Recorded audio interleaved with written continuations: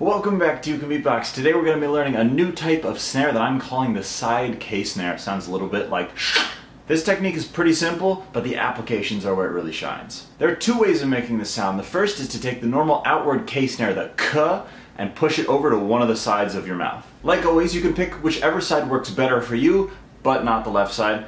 Just kidding, you can do the left side if you want. And once you've picked a side and moved the K snare over, that's all that's involved with the first technique. Simply try to make the outward K snare come out of one of the sides of your mouth. Technique number 2 involves the Donald Duck voice. For those of you unfamiliar with Disney's Donald Duck character, who's been going back at least 70 years, his voice sounds a little bit like this.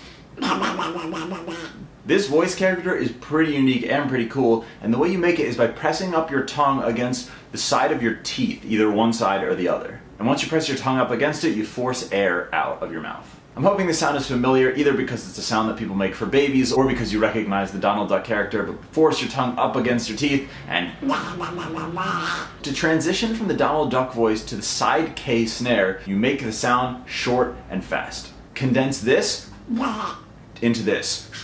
And there you have it. Like I mentioned before, this sound's really useful when you combine it with another sound. And one good example of this is the throat bass, which we'll see in the second practice beat. Speaking of practice beats, here's the first one.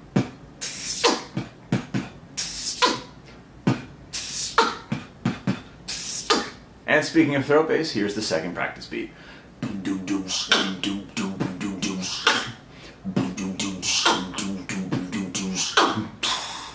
Voila, that's all that I have for this sound. If you have any questions about this sound or comments to leave, hit me up in the comment section down below. If you learned something from this video or enjoyed it in general, please do give it a thumbs up button and subscribe to the channel for more beatboxing content. This has been You Can Beatbox. Thanks again for watching, and we'll actually be taking a little bit of a break from tutorials to look at YouTube and recording in general. See you next time.